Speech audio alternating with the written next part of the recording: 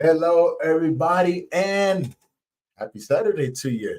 Hopefully, you guys are out there enjoying the weather and making good memories with your family and friends, enjoying some smiles, enjoying the weather, and maybe even barbecuing, going out there enjoying some of the concerts. I know out here in Colorado, we have a lot of things going on. So, first and foremost, I want to say thank you for joining me for another episode of the Grief Let's Talk About It podcast. And if it's your first time tuning in, do me a favor, head over to my YouTube channel, hit that subscribe button, hit that bell notification so you'll be notified every time that we drop a new episode. And as always, we have another amazing guest for you guys today.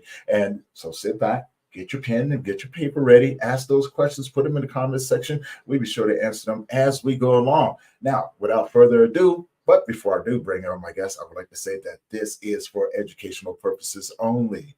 So now I'm going to bring up my next guest. You guys help me welcome Miss Angela Duckart. Angela, how you doing? I am well, Tony. Thank you. Yeah, welcome to the show. Thank you for having me. Thank you for being on. Thank you for being on. Before we get started, introduce yourself, tell people where you're from, and tell people about the work that you do. Sure. Angela Duckart. I am in Wisconsin, just south of Milwaukee. And I am a marketing professional, been in the world for 15 plus years in advertising and have experienced my loss. And that's kind of pivoting just the way I think and the way I act, and thought that I could possibly be a resource with my story. Well, you know that this is what it's all about, right? Enjoying that story. And you said Wisconsin, you in a cheese state. She's Now, is that like a rumor? I mean, because I've been through Wisconsin once or twice. It's supposed to have the biggest block of cheese out there and everything else. But is it really known for the cheese though? cheese, beer, and brats. Now the brats I can get with. The brats I can get with. I'm like, oh, you got a barbecue going on. What do we need to bring? Exactly. Yeah, you'll find that anywhere. But yeah, I mean, it's joked about that you have a drawer in your refrigerator that's filled with cheese. If I were to take you upstairs to my refrigerator, I would prove that fact. Yeah. Now, Mhm. you're not supposed to go with the stereotype, just FYI. You know what I'm saying? You're not supposed to go with the stereotype. We got to talk about this, Angela. We got to talk about this. now, tell people take us on the journey of your life.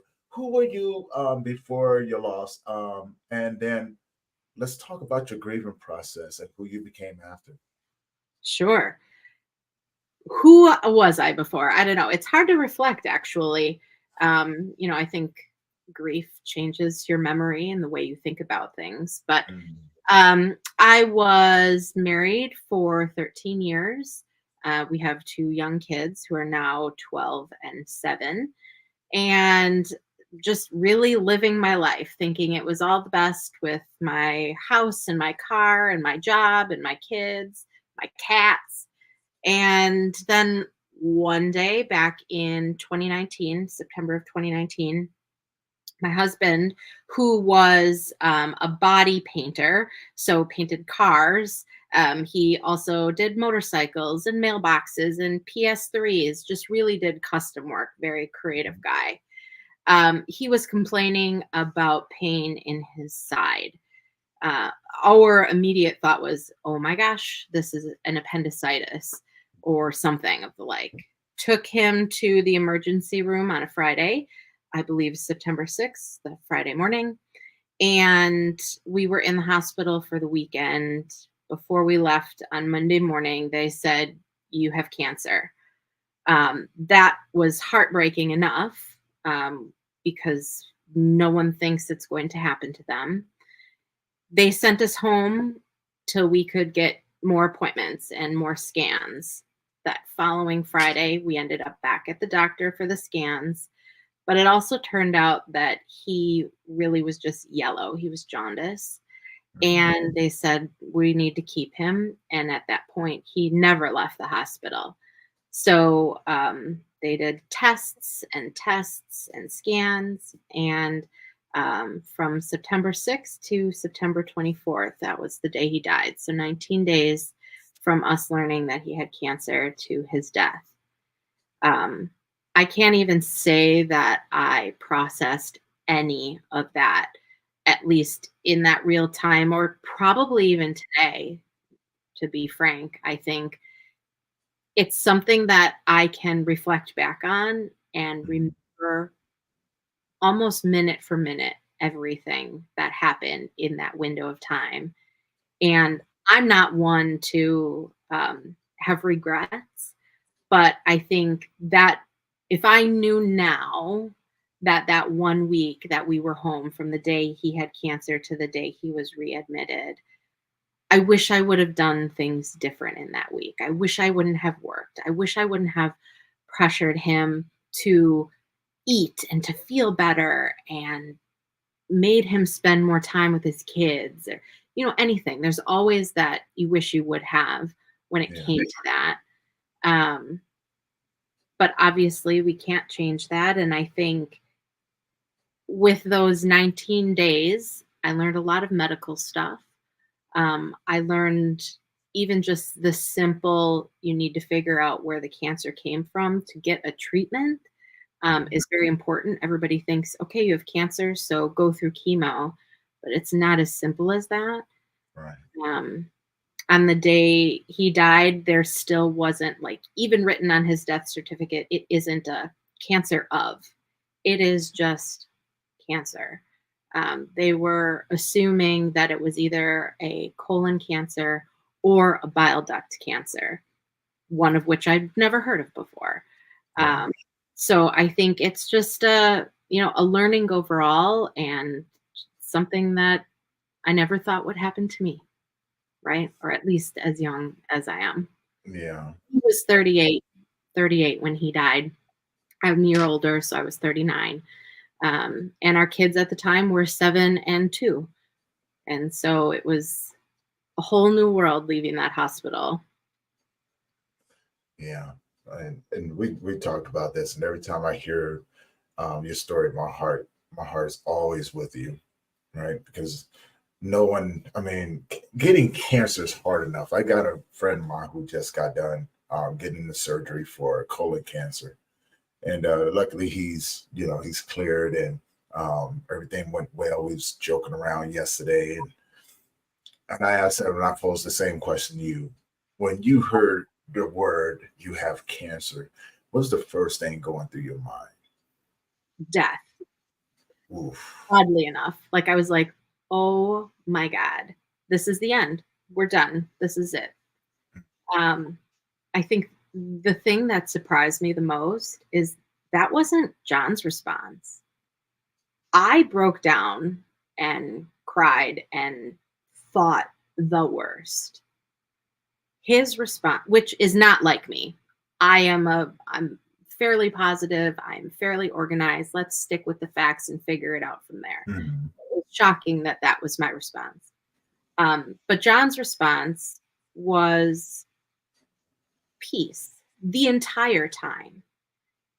If I learned anything in that about him was, I think, like, inherently in his soul, he must have known because he was peaceful through the whole thing. His gratitude and his empathy skyrocketed. I mean, even just the folks that came in and changed his garbage can every day, he was so grateful for them, Mhm. and it was admirable.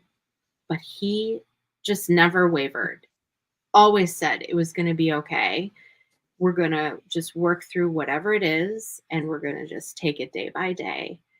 And I just think, like, I wish I showed up in that way for him. I Mhm. hope that he wasn't doing that for my benefit. Mhm. That feels yucky. So I hope he really just was in the piece that I think he was in. And I wish I could have been in that piece with him for him during that time. And here's the thing. You are showing up now by sharing his story, by saying his name, by letting people know your experiences, and the things that you've gone through, the wife and the mother that you were, that to look, here's the thing. When it comes down to men, that's all we need. And no matter what the situation is, you have that one person that makes you smile. And from what you're telling me, that's what you gave him. Girl, look, that's what he needed. It gave Mhm. him the strength to go on and keep his mindset the way that it needed to be, going through going through that thing. So yeah, you don't have to ever wonder. Yeah, If you ever, you don't ever have to wonder. You did excellent. You did a beautiful thing. You're like, I wish I had that. No, you did exactly what you were supposed to do. Because for one, if you fall apart, he's gonna fall apart. right. By you showing up and just being there, believe it or not, most men, that's all we really need. We just want somebody to show up with us. That's it, Yeah. you know. And you gave him the strength to go, you know what, no matter what, she got this. And it's crazy, right? Because we never really think about those things. Mhm. But I can tell you right now, yeah, you did good. Thanks. Thanks. It's nice to hear that. Whether I fully believe what you're saying, Tony, I don't know. But I really am grateful to hear that.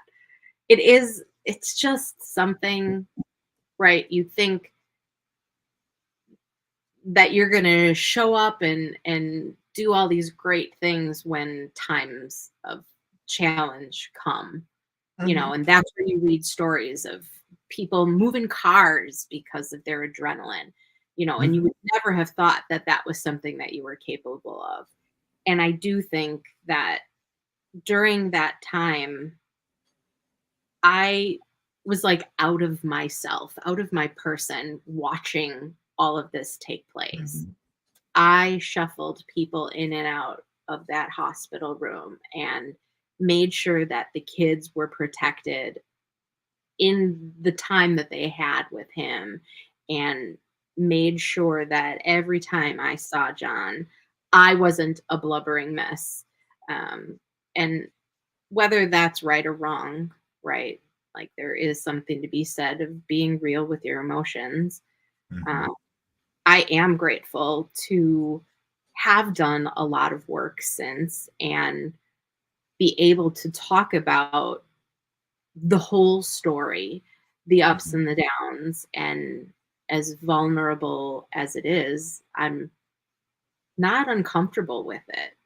I think there are definitions that um, you define yourself as, right? Like I would have defined myself as a mother and a daughter and a sister, friend. And while widow is probably definition number one that I use, I've done a lot of work to redefine who I am. Mhm. And a lot of that is now compassionate and humanistic and empathetic and fun and vibrant. Um, and I think some of that work helps me reflect back into that time that John was in the hospital to protect what it was that I was trying to protect myself as a mother, as sister, a daughter, etc. Um, so it all is just so different, and I do, to your point, fully agree that John is giving me that space to Mhm. tell his story, our story, my story moving forward. I agree. Oh yeah. Now, I guess my next question would be, because I'm listening to you, so courageous, so inspiring. How how did your kids react to it, and how did you show up for them after their Yeah. father passed? I left the hospital, timing it where I would be able to pick them up from school. And my kids go to a private school, Catholic private school. And my immediate reaction was, I need to tell them in the church. Mhm. And so I, with my parents, coordinated to have the priest meet us at the church. And I picked my kids up and I tried to keep myself as composed as possible. They knew something was strange because I wasn't quite as smiley. Mhm. Um, but I took them right over to the church and sat them down and had them reflect on, how daddy was sick, and he was in the hospital, and we weren't sure how the medicine was working, and just talking in words that they could understand at 7 and 2, which those two ages in and of itself is very different. Right. And then said, well, God took daddy today. So daddy isn't coming home. And obviously, my 2-year-old didn't really understand what that was, how that could be possible, or even processed it in any shape or form of Right. death. But the 7-year-old, she certainly cried. Um, she is a very emotional, sensitive person. And so I knew that this was going to be something that I would need to make sure that she could work through herself. Mhm. And after we had that time in the church, we went home, and the rest of our family, both mine and John's family, were at our house. And we just let the day go on. They played. Um, we had meal together. We just tried to have life be what was normal. But within that first week, um, Sophie and Roman, those are my kids' names. Sophie and I, we were already in some form of counseling and grief groups. Um, I just knew that I couldn't simmer in what was happening. Even Mhm. though I didn't understand what was happening, I could only imagine what was happening in Sophie's mind. And so I wanted to be able to give her as many resources as I could as soon as I could. Mhm. And so that Thursday, we were already in a group grief group, and we were in that for a while. Unfortunately, Roman was too young for that, but his mind just wasn't developed enough, right, to be able to process in that way. But I made a promise to myself, to which I still hold today, and that is anytime that Sophie and Roman want to talk about daddy, we will for as long as they want to, wherever it is that we are. And some cases, it's just a comment, and in some cases, it's a story. In others, it is simply tears because they heard a song or smelled a smell. Mhm. And I think that in and of itself has done wonders for all of us. I mean, John's name is brought up just as if he were truly physically still here today. Yeah, Mhm. I find that amazing.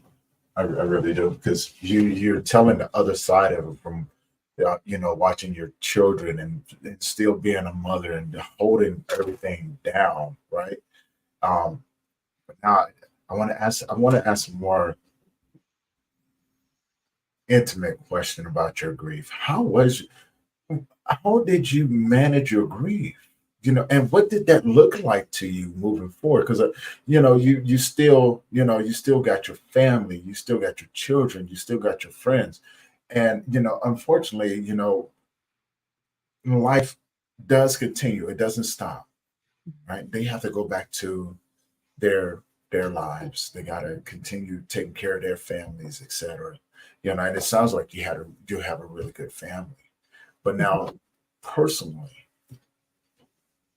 what was your grief like? And how did you manage it? I I think my grief was careful. I am a person that likes to get permission or get feedback.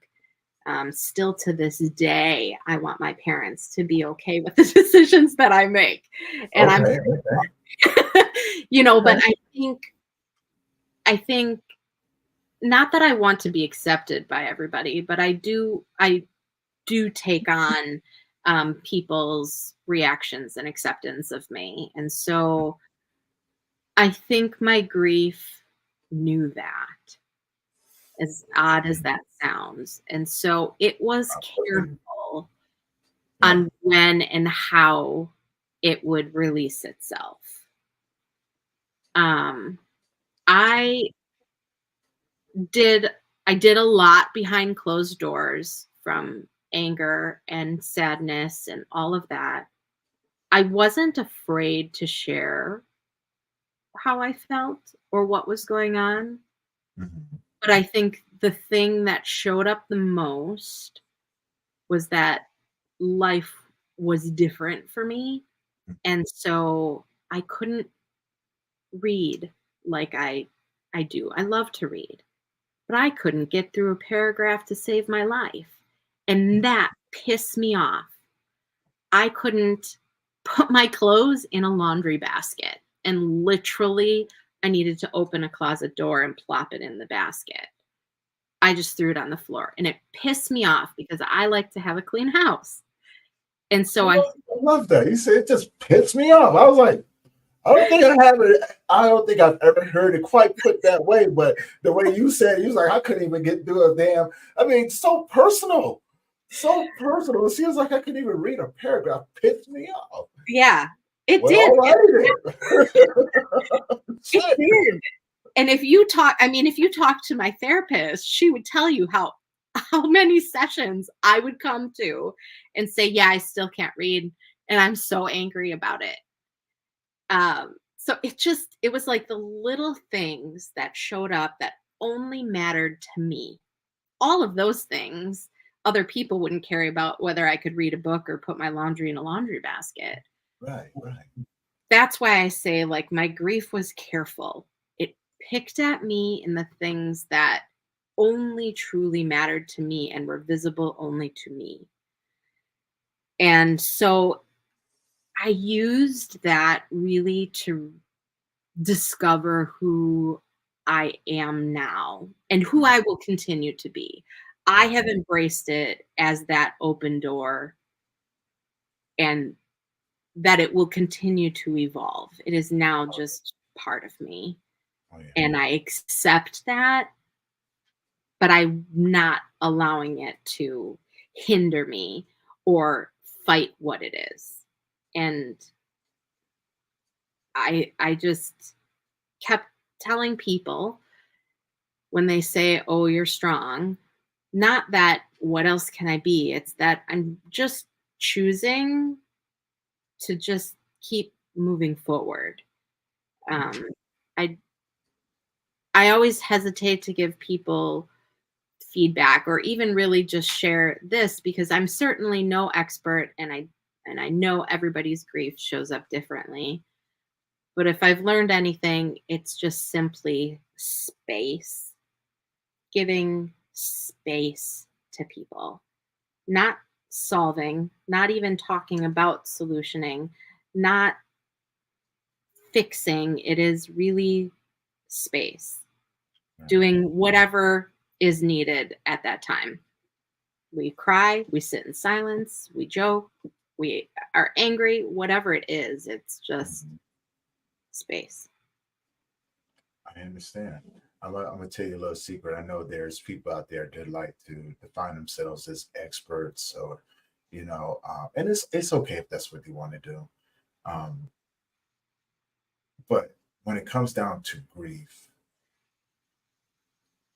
there's no, for me, and this is just for me, there's no there's no way I could ever call myself an expert. The reason being, I'm always discovering something, right? Something new, right? The many, many, many layers and the many, many roads that grief will go down, right? Like the possibilities are endless. I don't like a kid in the candy store sitting in the middle of a merry-go-round. I'm just sitting up there going, "Oh wow, oh, oh, oh!" And as this thing is going around, these different things come about, and it's like I'm excited to go down those different paths and learn, right? Because the more you learn, the better we become in the present moment. And so, like I get it, like and that individualness of grief, that individuality, you can make it yours, right? Because it is yours. I think and I want to get your thoughts on this. I'm already got the hiccups and carrying on. Well, a lot of times people try to mimic grief. And what I mean by that, if I had if I had gone through something similar to you, Angela, I would have mimicked what you were doing. Considering where I had been, right? I would have mimicked what you was doing because I would have believed that that was the right way. Now you said something very, very powerful, and and something that's we try to get out there to everyone. It's your grief. Mhm. You have to do grief the way that you need to do grief, no matter what that looks like. There's no right or wrong way. There's no blueprint, right? Um, and I believe I had a conversation. Well, I don't believe I had a conversation with someone not too long ago, and we started along this path. And next thing here's the crazy part about it. We started talking about grief. I mean, on a very intimate level. And by the time we got done, right, we had already added in six, maybe eight different pathways from what we had already known. Right? It was like, hold on, man, this is like the Kraken, you know. Like I like to reference things like that, but it was like the Kraken. You got the middle, they got the little strong beak and everything, and the arms just wrap around you. You ever see Pirates of the Caribbean? Yeah, we the ship, and that's the Kraken, right? It's like, oh, come here, I'm going to eat you, crush the ship, sink you down, all that good old stuff, right? And it keeps amazing me, right? And then I listen to your story, and I'm like, wow, you said something, and it just made my mind just go. Poof. You was like, I allowed my body to do what it needed to do. Mhm.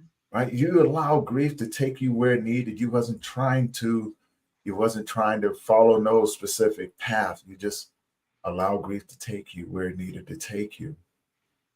And that to me is admirable because that's the one thing that's the hardest for most people. It's Mhm. to surrender to not just the concept of grief, but the intimacy that it has with you. Mhm. Right? And it's crazy to say it that way, but it is very intimate. Yeah. Grief knows you in and out. It knows your thoughts. It knows the way it knows what you need. And it's allowing yourself to surrender to that intimacy. And it's a mesh between your body and your emotions and allowing your body to grieve properly. Mhm. And for you to have figured out, like, I'm learning stuff, I'm always learning stuff, right? Mhm. Great teacher there, and it's just like, oh, you know what? I'm gonna practice that a little bit more. Just allow my body to do what it needs to do. Yeah, I think too, I hit up Barnes and Noble the week after, and that was obviously exactly where I went, was the area of books on grief, Hmm. and I bought 3 books, all of which were very different. Um, one being like a daily meditation, just small paragraph thing, Yeah, because I knew I needed something. I needed to read something. right. And then the other 2, I believe one was It's Okay to Not Be Okay by Megan Devine. And then the other was something about saying goodbye when I wasn't ready. And I forget the author of that book. Mhm. Nonetheless, I I am a research person. I Right. like to read and learn, and then I'm equally factual. And obviously, the only thing factual about grief or really end of life is that it's going to happen to everybody and you're going to experience it whether you like it or not. Right. But everything along the way is something that you can define and mold in and of it yourself. But there are certainly things or directions that you can take that are easier than others. And after buying those books, I was like, okay, I did reading. Now I'm going to go to the doctor and I got medication. Then I reevaluated my diet. Okay, I need to eat differently. I have a therapist. I had more exercise. Like I just tackled it from all of the areas that you could when you go through something challenging. And I think because I wasn't just like one direction, it worked for me taking Mhm. on all of the different things because now I knew that there were solutions out there that I could help my kids with. Mm. They were a driver in going through my grief. I knew that they were going to think about things very differently than I would, obviously, but I wanted them to have all the resources possible. And so if they could see me reading about it and talking about it and exercising and eating different and having medication and all of those things being all okay, then whatever their response would be is okay. And that I think is what really helped our family and still helps our family go through it because right grief isn't going to leave you. It's going to Wow. come and go and it's going to do its wavy thing that it does. I love it. It was try all the different things because you just never know what sticks. Mm. That's very true. That's very true. I mean that I've never tried medication. Um, I'm just it just was never one of my things. I guess I was kind of ruined about doctors when my son went through his overdose, and I seen how doctors can make mistakes and Absolutely. things like that. So I was like, I'm not going to give you the chance to take me out, right? You know what I'm saying? Because I watched, my father passed away, my younger brother passed away, my son suffered a major overdose, right? Then my mother. I'm just like, yeah, there's a commonality here. I'm kind of like going to stay away from that part right there, Mhm. and I guess this the statement that everybody does grieve differently. Um, it just barely scratches the surface, Yeah. right? It barely scratches the surface because I mean, unlike yourself, I didn't know what grief was. No one ever taught me, what I'm saying, what grief was. No one. I was always told to man up, man, don't cry, don't be weak. You know what I'm saying? And like, hey, you buck up, blood. Young blood. This is from the older people. Buck up, young blood. It's gonna be all right. And I Yeah. was always like, in here, I always didn't feel right about certain statements. Mhm. So in turn, being a young male running around in society, not understanding but carrying this this misty feeling of grief, right? Unresolved. Yeah. And I just allowed it to take me in different places. And when it got too hard, and I would go and when I was drinking at the time, I'd just go drink. I'd drown out my sorrows. Next day, I was like, "Oh, it's fine." I go on about my way, right? And I learned not to allow my emotions to control me. Mhm. Right? It was like because then it got to a point because with the mixtures of feelings that came along with it, I just didn't understand them, and I was like, Sure. I know. So then I told myself one day, I said, you know what? You don't control me. I get to control you. If I want to be sad, I'll be sad. If I want to feel this, I'll feel this, right? Not understanding how to set myself up for failure. It's like, oh yeah, you think so? Yeah. Oh no, no, no, no. You don't get to do that. And that's the way that it was, right? Now, I guess my question, first I want to get your thoughts on that. And then I would like to ask, how was the relationship between you and not only your family, but his family? Sounded like he was really, really supportive and Mhm. things like that. But I want you to get your thoughts on the first one first. Yeah, I think, well, one, I love this is the whole reason that I reached out to you a while back originally, is because you are a male in this space, giving space for others is not the norm. And so I think the way that you process things and still process things and give space to others is is beautiful.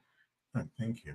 I I can't, I don't have your lived experience. I can't imagine going through the losses that you've gone through and the multiple that you've had. Yes, I've lost grandparents, and that is emotional and impactful, but that loss shows up differently than the loss of my Mhm. husband. All of those three that you just mentioned, your father and your son and your mom, are all very intimate losses and have probably impacted you very, very differently one from the other. And yet they're all still forms of grief. Mhm. And I think that in and of itself, to talk about it, is courageous, is also kind. It's kind for you, but it's kind for everybody else. Whether you're actively looking to find people like you or it just kind of plops on your seat, all of that is helpful because someone is going to see something in your lived experience that they can just pick off something and take that with them and form that into their own. So that's what I think about the first. I don't know. I want to add to that because you said something, and I don't want to discredit what you just said because I mean, you're sharing your story, right? Mhm. And your story has a specific purpose, and what you're sharing is your experience. And like, I don't have that experience, Mhm. so I can't. I mean, I can't compare. You know what I'm saying? Yeah, And I would never do that and say, "Oh, mine's were worse than." No, no, right. no, no. Look, Angela, I'm. I don't want to. I don't want to take away from nothing that anybody else has ever gone through, because although I've experienced mine, you've experienced yours, and in your world, that's the worst thing that you've ever gone through. Mhm. Right? The process that you had to go through, fuck what I had to go through. I went through my go through, and I still go through my go through. Yep. And there's people out there that's still going through their go through.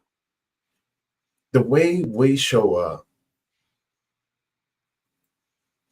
is to honor each other Mhm.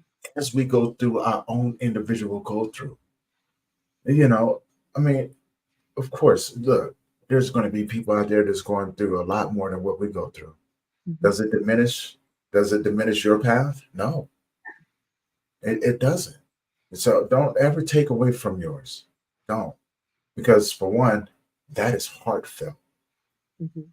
That is heartfelt and is yours, Mhm. right?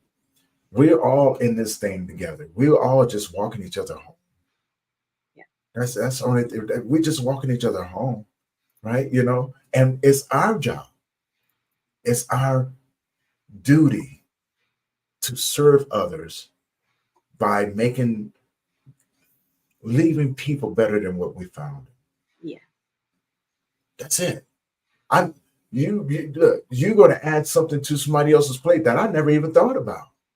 And that's what it's about, right? We're all students in this thing. I'm Mhm. learning from you. It's like, yeah. I look, I'd love to be able to say that, you know, one experience is going to be more unique than the other, but I can tell you this is not. It's unique to the individual. Mm-hmm. And our stories help shed that light on that right there. Right. Mm-hmm. And it's a beautiful, beautiful, chaotic, messy journey. It really honestly is. It's a beautiful, chaotic, messy journey. And I have nothing but mad respect for you. Mad respect, because it's like it takes we understand what the strength that it takes to come on a live stream podcast and be open and vulnerable and tell our truths to the world, right?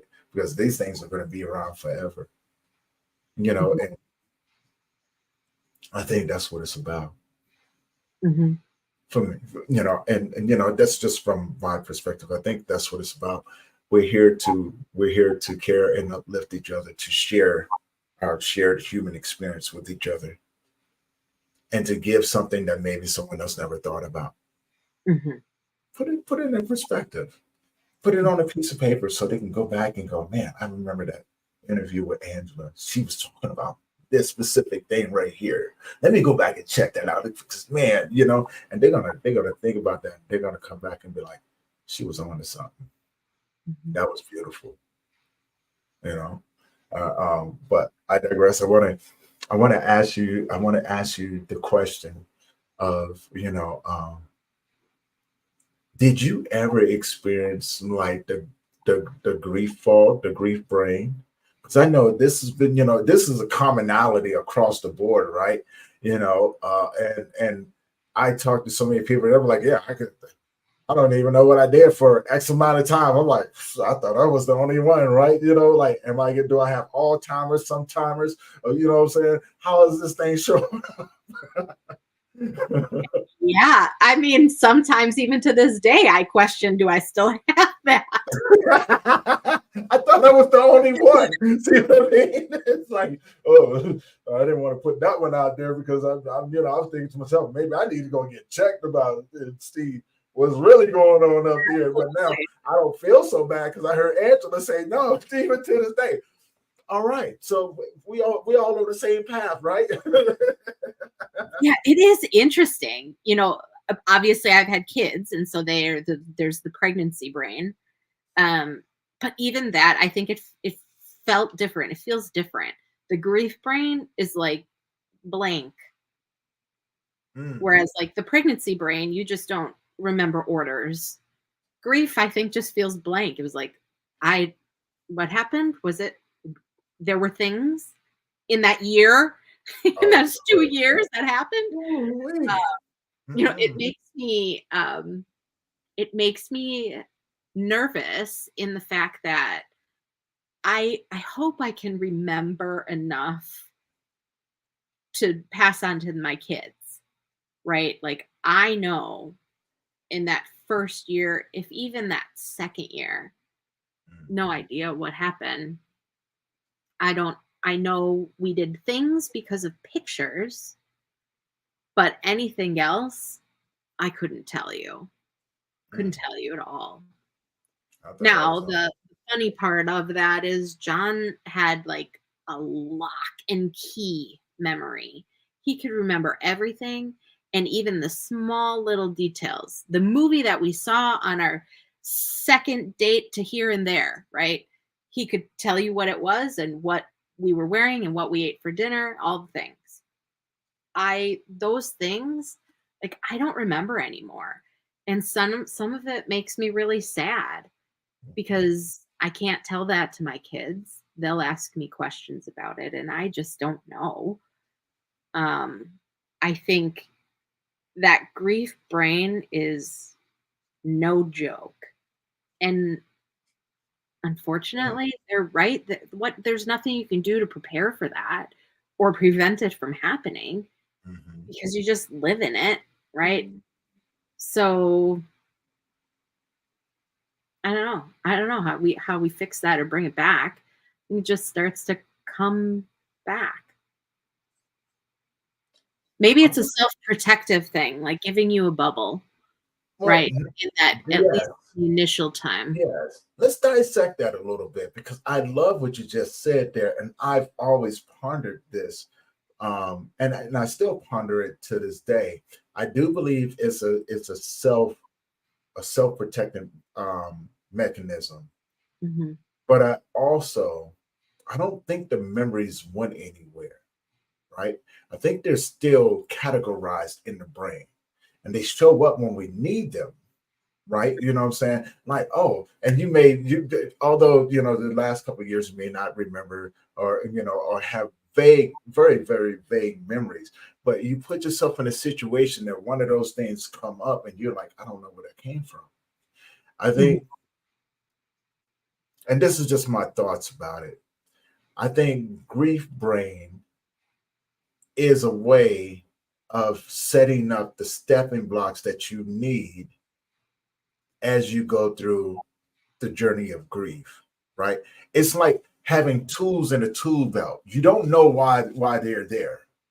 You may not even use them all at the same time, but at some point, while you're building this beautiful machine, you're going to reach in there and go, "Oh, I got a cotter pen," right? Not knowing where it came from, and then you see something in your blueprint. You go, "Oh, this fits right there," and you pop it in there, right? And all of a sudden, it makes sense. Oh, I remember I picked that Carter pen up, X amount of years ago when I was walking with such and such, and we were going across the street, and I looked down and saw it, picked it up, put it in there, right?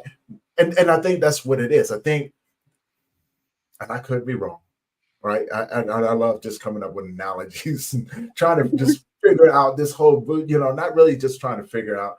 I enjoy I enjoy watching the pieces move and shift and I'm saying fall into place, come back out of place, being replaced with something different. It's a constant moving machine. Mhm. And I think, when it comes down to grief brain, we hold the pieces to repair those things that no longer fit. Mhm. I, And I think even to add on to that is it also allows you to do that work that you need to do of redefining yourself, what the next thing is going to look like, mhm, right? mhm. Like it's giving you more space to do that than all of the reflection, right? Because that's what's going to keep you down is always looking backwards. Is you need a little bit of looking forward. Though I will Mhm. say my grief brain never forgot all of my 80s lyrics. So I could do that the whole time. No, I'm gonna have to call you out on that because don't you be. I can see every time we talk, I think that you're calling me out. And I'm just like, no, you didn't. No, you did not. She just brought the '80s lyrics. And here's something funny, right? Just before I came into the office to come talk to you today, I was listening to some YouTube and I threw on some old Motown music, and speaking of '80s music, right? Um, Summertime, of Mhm. course, right? Who cannot forget Will Smith and DJ Jazzy Jeff Summertime, right? You know what I'm saying? And I was over here like, and I was about to bust a move, but then I realized that my body don't move like that no more. And I was like, there's no sense of me hurting myself at this moment, because the last thing I need is for a hip to fall out. And then I gotta be limping. Ain't nobody got time for all of that. Ain't nobody got time for all of that. So I just sat in the chair and I was like, and I moved in the chair. I think I did pretty good. I was tearing up that chair. I was like, hey. Yeah, exactly. See, that all comes back. That still takes a priority in your brain. But hey, I mean, I think we still hold on to the things that bring us. It's like the things that bring us comfort. It's like a comfort food, Mhm, right? mhm, Whenever we find ourselves in situations to where life may not be going so great, mhm, we all have that one place that we can go that we can go to that brought us so much joy and comfort, maybe simpler times, Mhm. right? I know, being as old as I am, I love to go back to a time when things were simple, where I felt the life made a little bit more sense. Mhm. But I also now here's the tricky part. I can't go back there without bringing my grief with me now. Yeah. It's a part of who I am, right? And it's like I don't mind locking arms with my grief and skipping down the yellow brick road, right? You know what I'm saying? I really don't. It's like, oh, we off to see the wizard today. Come on, let's go, right? And we go visit some old memories. But I do go in with the perception of I am not the person that I used to be, Yeah. and I'm far from the person that I'm going to be. But I have company now, right? I now know what to do with every, I'm not going to say that because that limits me. I now have company Mhm. that allows me to deal with the situations of that simpler time, Mhm. if that makes sense. It absolutely does. I agree. And in reflecting on my life in totality, I always wanted to be a teacher. That's what Mhm. I initially went to college to get a degree in, was teaching. Obviously, I didn't. I ended up getting a communications degree. But the professional roles that I've held are all in project management, which is really all about connections and collaborations and teamwork and empowerment. That I think even through all of this grief, the good parts of grief, if you'll allow me to put good in that, Oh is yeah. the learning of the good of people and being empathetic and really utilizing all the skills that I had along the way that I Mhm. didn't realize were real skills, but are that mentorship and leading and guiding is also something that I think has been enhanced through my grief. Yeah. Like Yes.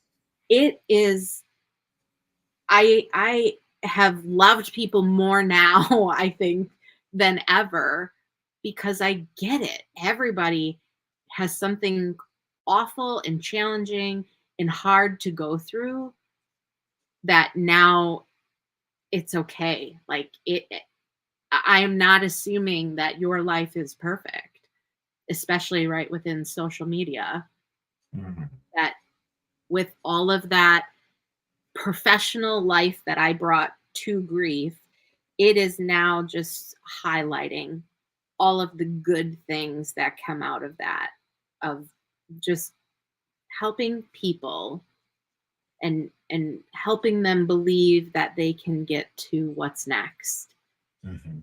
however that is, and whatever that looks like. Certainly, in a professional sense, you can define that as projects, project management. But in life, it's really that space that I mentioned, that just you're giving people that grace to be who they are and go through what they're going through in that moment in time.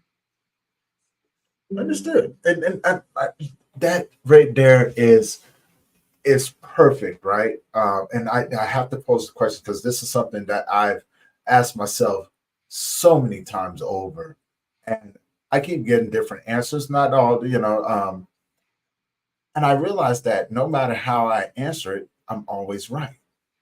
Mhm. Right? Not to sound crazy or conceited or arrogant or anything like that, because these are only questions that I ask myself, Mhm. right?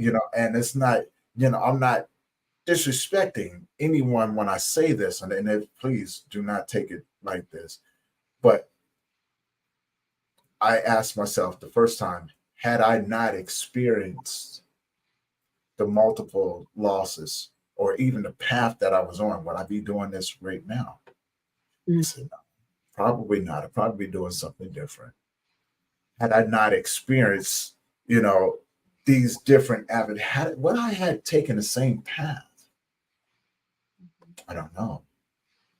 Maybe.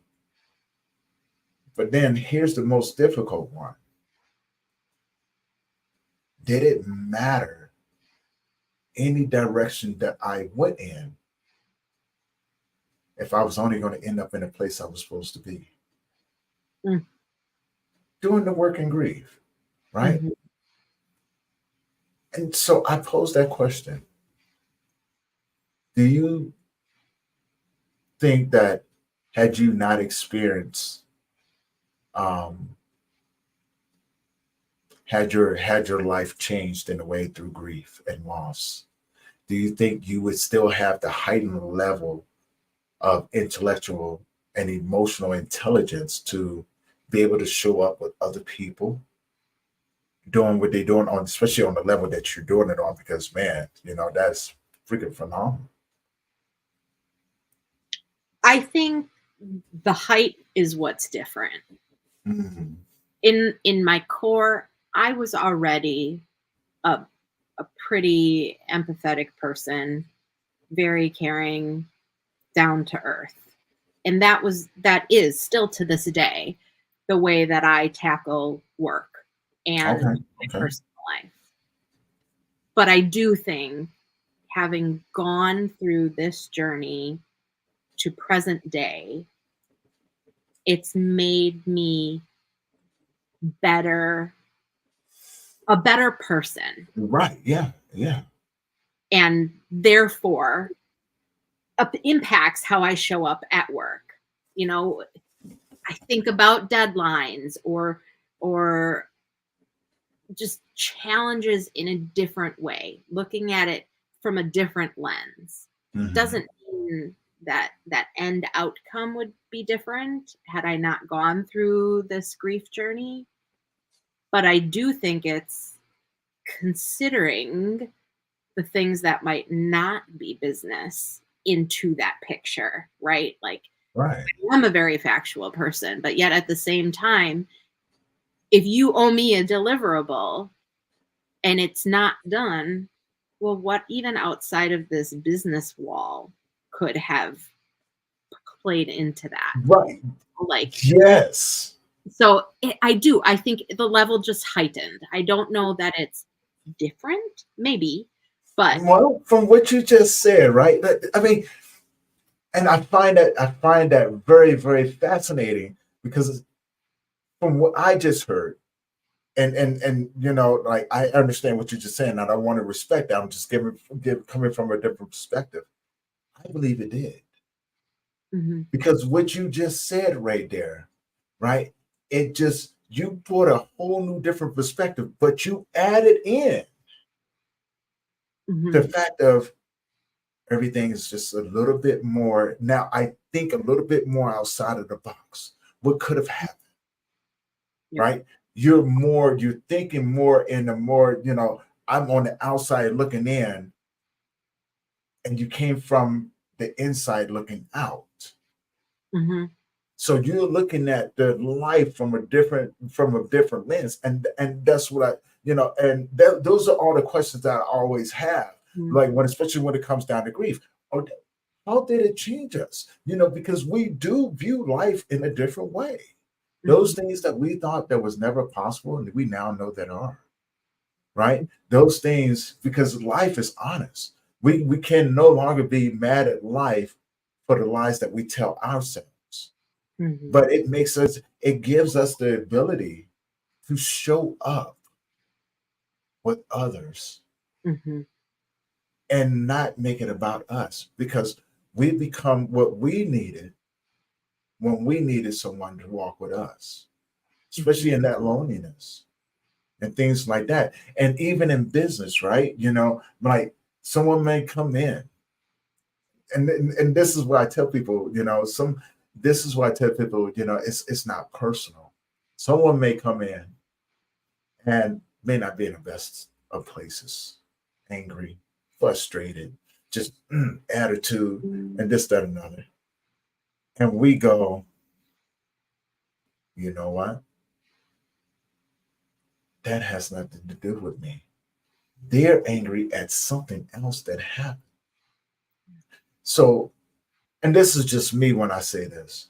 When I see things like that, automatically I go, I want to intervene so that the next person that they encounter have a better experience with them. Mhm. I just want to show up with them, take that away, and get them to start smiling. And that way, when they go home or when they leave outside of that door, whomever they come across, maybe they remember. Mhm. Maybe, and that's why I do it. Maybe they remember the way that I made them feel, and just hopefully that they can give that to someone else because I'm not letting them. Look. I would be a fool if I walked across Angela knowing that she was in a bad place. If I didn't show up in your space and go, in so many words, give that to me. Just give it to me. We can sit around and talk. We can sit around and do it, but no, just give that to me because for one, you deserve so much better. Two, the people that you encounter deserve so much better, and your family deserves so much better. So come on, let's talk. Let's get that to me. I'm gonna get you to smile. I'm gonna get you to do all kinds of stuff, right? You know what I'm saying? And by the time I get done, I'm gonna, leave you better than when I found you. That way, whomever passed that along with you, you don't have to pass it along to anyone else. I think just like grief, just like pain and anger and things, all of that, we share that with others that we encounter, Mhm. right? And so if we understand that, well, I think we can change the way we share what we encounter through lived experience. Mhm. I Yes. don't know. Just And thought. that is the purpose, I think, really of humanity is to help each other out and be there, right? You don't need to carry all the heavy. Let other people help you carry the heavy, Right. even if just for a moment, right? It feels awful to feel stuck. Mm. And so if you think about that for other people, well, they're feeling awful being stuck. So how do you help them unstick? Hmm. I love the way you posed that question because the first thing that popped in my head, how do you help others get unstuck? I think it's and tell me what you think about this. I believe we show up in people's lives when we're supposed to show up, Mhm. I not agree. anytime sooner and not anytime later. We show up exactly when we need to in the moments that we need to show up, and Mhm. vice versa, right? Mhm. I believe that there's nothing ever wasted in this world. No energy is ever wasted. And I think the journey, and again, I'm only speaking from my perspective. And like tell me what you think about it or anything like that. Maybe you have something else that you want to add to it or something like that. But I believe that when depending on the gift that we carry will determine the people that we encounter. Mhm. I don't think there's ever any energy ever wasted. Right. We just may not understand the situation or the timing. I Mhm. think the timing is always perfect. I think that we're always where we need to be when we need to be there Yeah. with the message. Yeah, I agree. And I think also adding into that is Mhm. everybody is in those places for different reasons that Right, are right. not always there to show up for you to feel happy. There are people that need to show up for you to have some tough emotions so that Mhm. the next person can come and teach you that lesson. I think the most piece that I have Mm. realized for Okay, myself okay. is I was part of John's life. I was meant to be his last, not the other way around. It wasn't about me. This was all about him. I was meant to be the love of his life. Mm.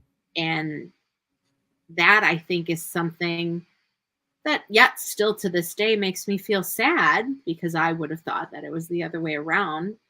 But that purpose wasn't about me. That my presence there was for him. Can I can I add to that? Yes, please. I think it was both.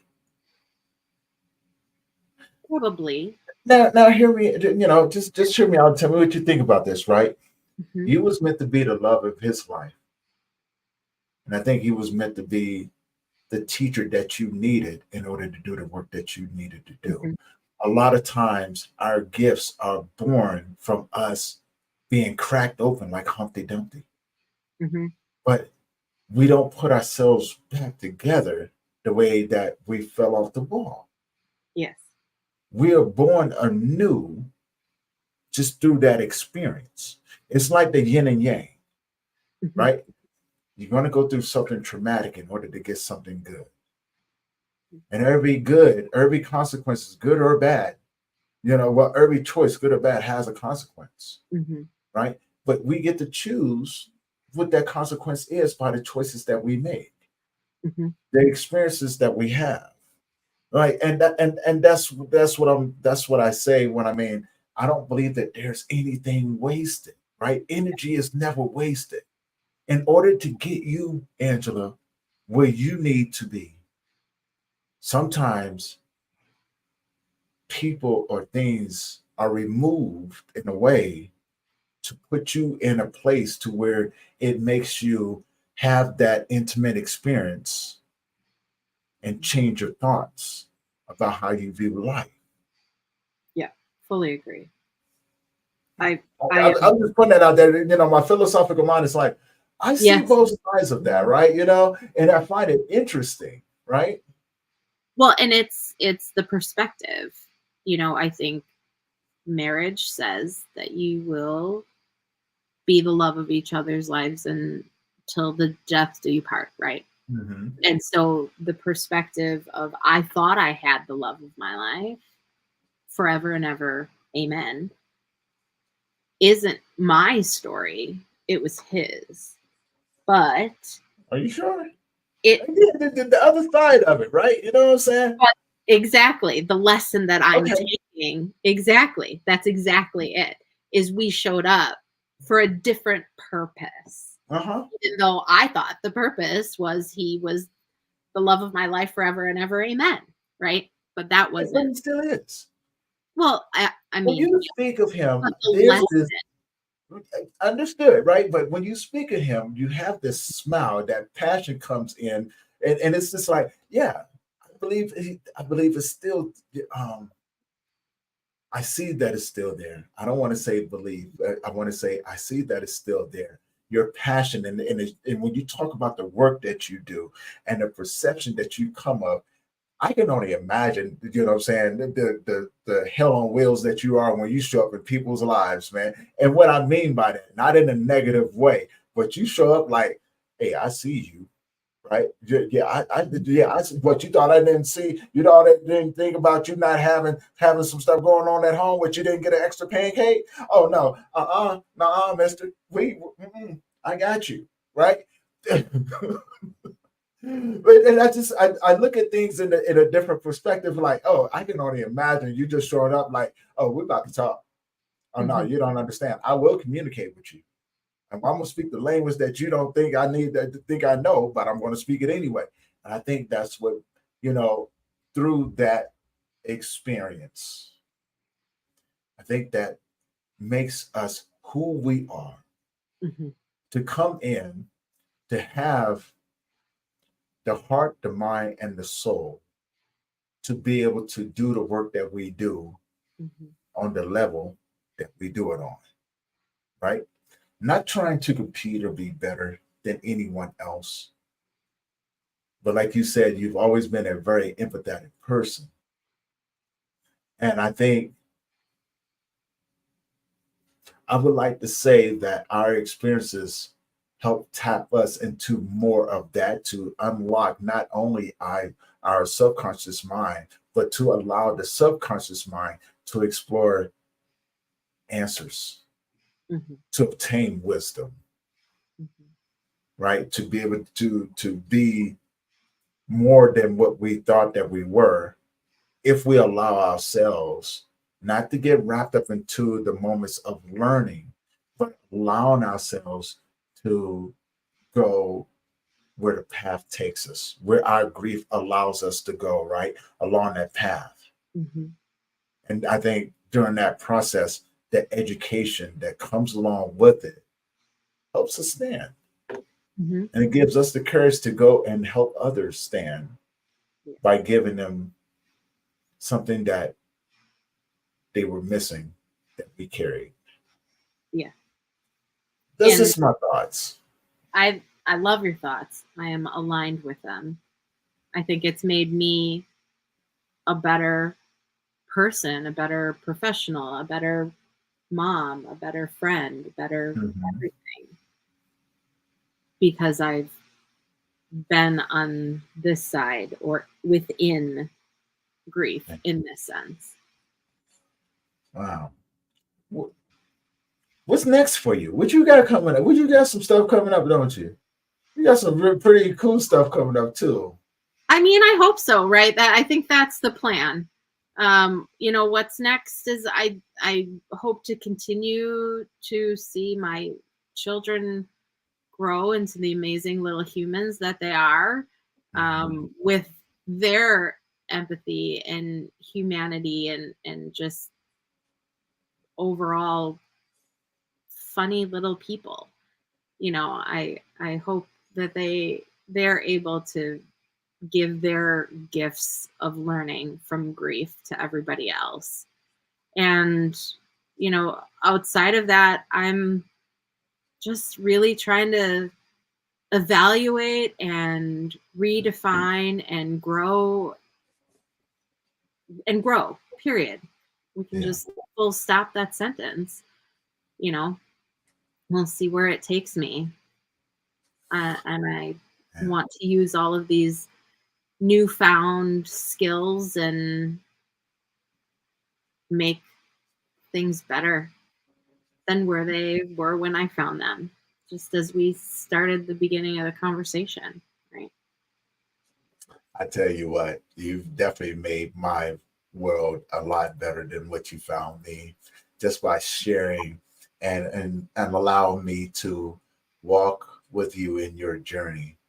It's been a beautiful experience. I've learned so much. Got the chance to see your smile and see life from a different perspective. And hopefully, the audience, everybody who's tuned in on Instagram, Facebook, LinkedIn, hopefully you guys are following them along.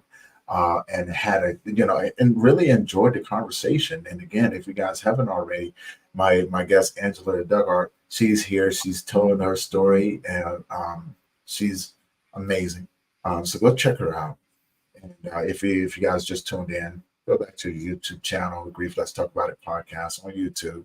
Check it out over there, and leave some comments. Reach out to her, Angela. If you could leave the audience with something, what would you leave them with?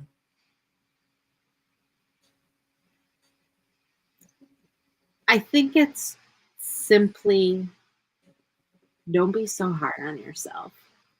That Mhm. is what I tell myself all the time. And don't compare. Your journey will be your journey, however, it's going to unfold. Mhm. And if you just relax and take a breath, give the space, don't worry about anybody else. You'll end up where you're supposed to be. I believe that. I believe that wholeheartedly. Where can people find you? I, Mm.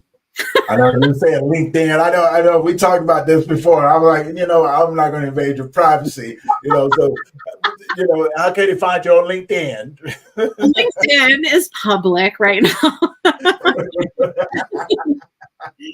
No, but I think you could probably search my name on Facebook or Instagram. It's just not a public page. So then we would just need to be friends. So be my friend. Understood. I just think you offer so much to so many people. And just by allowing them, Storm 78, 9, 10. Yesterday was 2 years since my husband passed. Has been the worst pain I've ever had to endure. I'm going to direct that question towards you. What would you like to say to Storm 78, 9, 10? It's validation, no doubt. Worst pain you've ever experienced, and it sucks. And I'm sorry. Yeah, I definitely agree. I cannot speak to that experience. I've learned to stay in my own lane and everything, but I also would like to say, Storm 7, 8, 9, 10.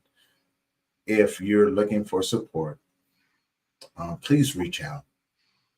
And I have people, I have colleagues. You've seen the people I've had on my show. Feel free to reach out to any one of them. Tell them that you've seen the show and where you saw that. And they'll take pretty good care of you. They really would. Please don't try to walk it alone. All right. I know it's been 2 years, and sometimes that pain can show up just like day one. And my heart is with you. I'm pretty sure Angela's heart's with you as well. And so, yeah, please be sure to reach out if when you're ready. Please reach out when you're ready. We're here. We're going to walk with you. We're going to make sure that you have everything that you need. You just got to let us know what you need. And even if you don't know what you need, that's totally fine. No, everybody always talks about the first ones, right? Angela, they said seems worse now.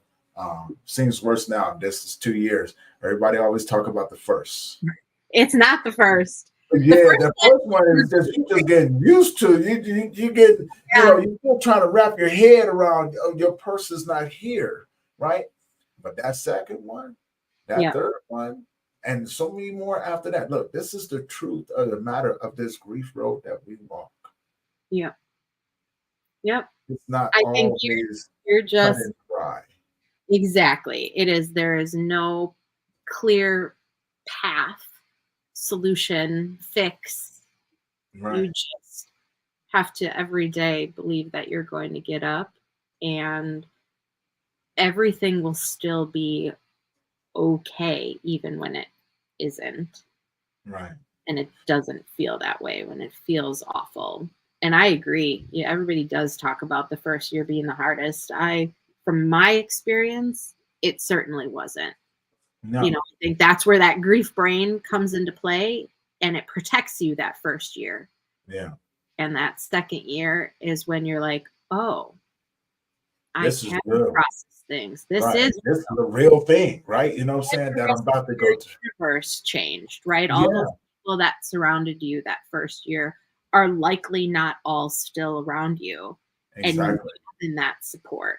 Exactly. And that's the reason why I said what I said.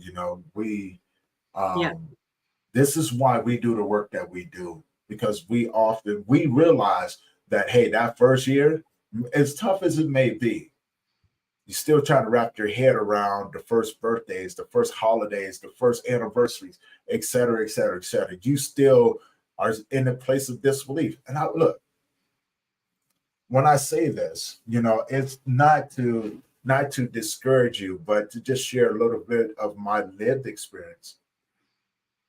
I still, after 9 years, close to, as a matter of fact, the 16th of this month will be 9 years that my son passed away. I still find myself picking up my phone and wishing someone would call and say, come pick your boy up. from school. Yeah. I still, even after 6 years of my mother passing away, I still wish someone, I would still wait for the phone call of saying, of my mama calling me, boy, baby, what you doing? Mama ain't doing nothing. Just sitting up here watching TV. Because I'm pretty sure had I not been experiencing these things, I probably wouldn't be doing podcasting or doing the work that I do now. So I probably would have been just sitting at home, um, watching TV, or trying to figure out, because I would still been an introvert trying to avoid people, etc. Right? Um, but here's something. That's just something to hold on to. Don't rush. No. Don't rush what you don't need to rush. Okay, it's moment by moment. You go through the moments the way that you need to go through those moments. And again, reach out. If I can connect you with some people, because I work with men, but I don't ever want to turn anyone away neither. That's why I have the colleagues that I have. I would love to connect you with someone if that's what you want, if that's what you need. You just got to let me know what you need, and we can get you with the right people to walk with you to help you help you get to a place where you're okay. Not about us. I understand. Okay, hey, reach out to me. DM me. It's Men's Grief Support. I think you follow me on Instagram and everything. DM me, and I can get you connected with some really good people. Um, okay, so but other than that, um, my heart is always with you and anyone out there going through the grieving process. I know it's hard. We got holidays coming up right now. We got a lot of things coming up. We got our concerts. It is summertime, right? So a lot of those memories are going to be coming back up to the surface. And this is where we need to be right now to make sure that everybody has somebody to walk with them and love on them and lift them up and give them what they need to show up in their space without any sort of explanations or expectations, but just to show up genuinely, just to make sure that you are okay or taken care of. Let somebody take care of you, please. I know it's hard, but let somebody take care of you. I appreciate your comments as well. And for everyone else, thank you guys for tuning in. Angela, thank you for being on the show. I don't know how to do the reverse thing, so I didn't know how to do it. I was just, I almost felt like I was throwing up gang signs. What? Come on. Peace. Yeah, thank you very much. Thank you, everybody, for tuning in. We're going to be doing this again tomorrow. I did have one scheduled this afternoon, but she did reschedule for another day, and I think you guys are going to want to tune in for that one. But as always, this is going to be a daily live stream. We got other things coming up. Angela has some things coming up. She's very private, so you're going to have to catch her on LinkedIn. Just don't tell her I ratted her out. All right. No, I appreciate you, Angela. Thank you again. For everyone else, thank you for tuning in. This is going to conclude this episode of the Grief Let's Talk About It podcast. Now, before I let you go, if you have a story that you would like to share on this show, please reach out to me. I would love to hold space with you and allow you to share your story. And if you're looking for support, reach out to us. We can also get you set up on that area as well. And if you guys haven't already, do me a favor, head over to my YouTube channel, hit that subscribe button, hit that bell notification so you'll be notified every time that we drop a new episode. And help us grow the channel. It doesn't take much. It's free to do. And help us get this content out there to a lot more people. And we just want to normalize the conversation around death, dying, and grief. And again, this is your number one podcast to do exactly that. So I appreciate your help. I appreciate your support, and we'll see you guys in the next one. Peace.